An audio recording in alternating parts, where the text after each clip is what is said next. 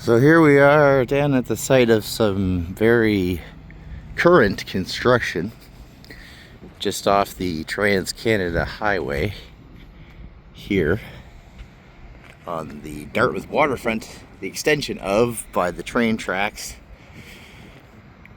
You know, this line goes all the way down to where the auto port is, past the hospitals and stuff down Pleasant Street. Trans-Canada, yep.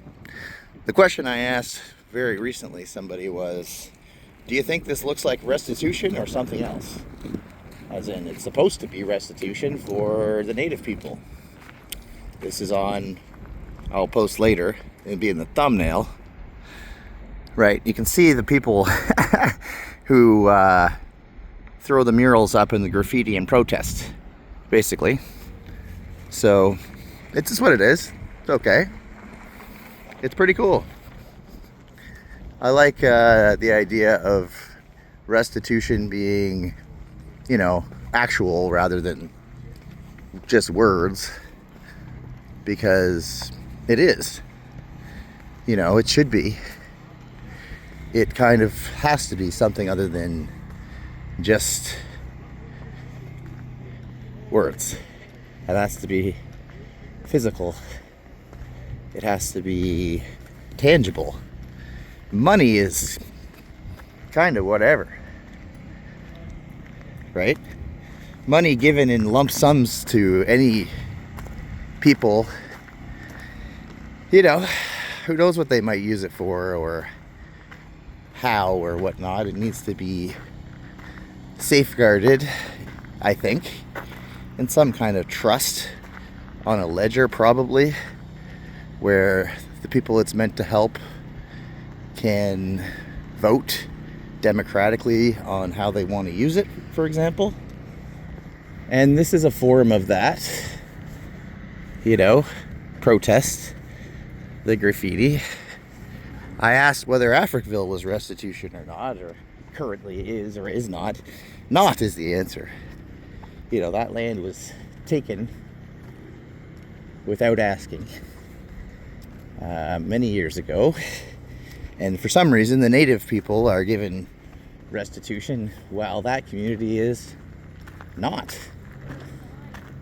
Most certainly not. But even the type of restitution that I'm talking about needs to be carefully distributed. It's not monuments, it's not building of things, which is making decisions for those people. It's really not.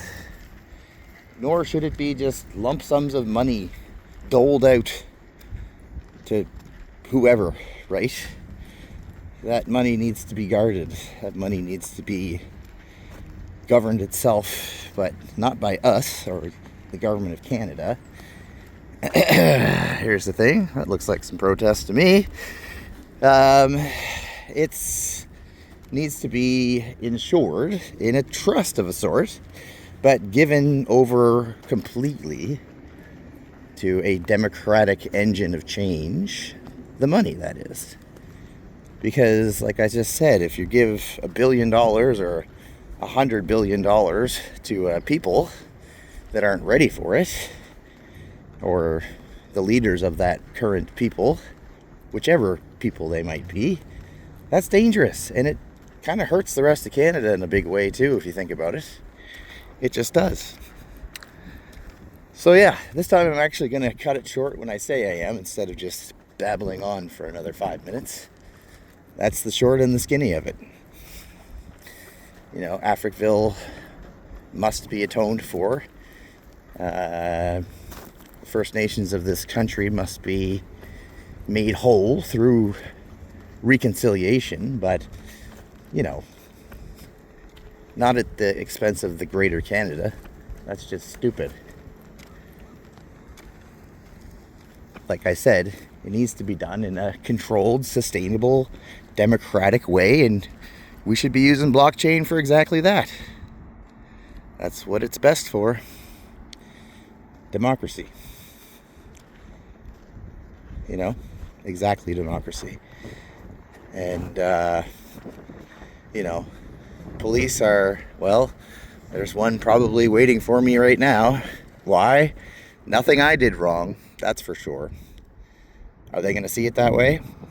I don't know. Maybe, maybe not. But, you know, I don't like to snitch against youth who have been traumatized. I don't.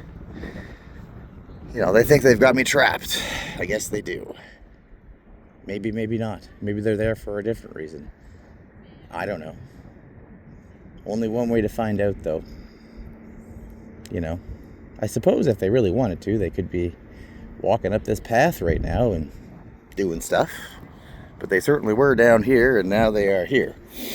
Which they are allowed to be, right? They are. Patrolling and protecting and serving, but from my experience, that has been quite the opposite experience. I've been controlled, and I've been, you know, hassled and arrested, sort of. Never charged. You know, that's the whole thing they can do. By law, they can mental health people into the system, whether they want to be or not. Now, I've never had any issues with the law other than that. And that's not a mechanism of helping. It's actually a mechanism of hurting. But, you know, we'll see. It's a beautiful sunny day, and I'm just walking around having a smoke or two and trying not to bother anyone. So really, I should be fine. We will see.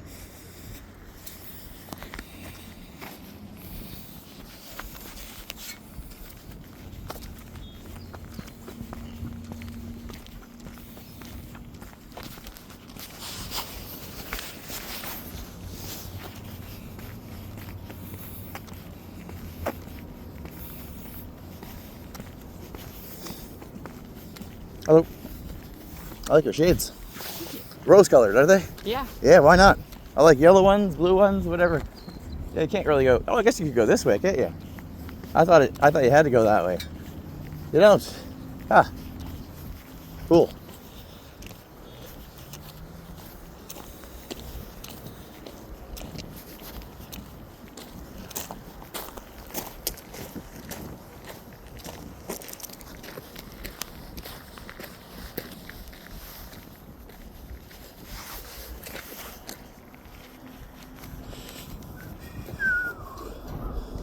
All right, very good. We will continue on our walk.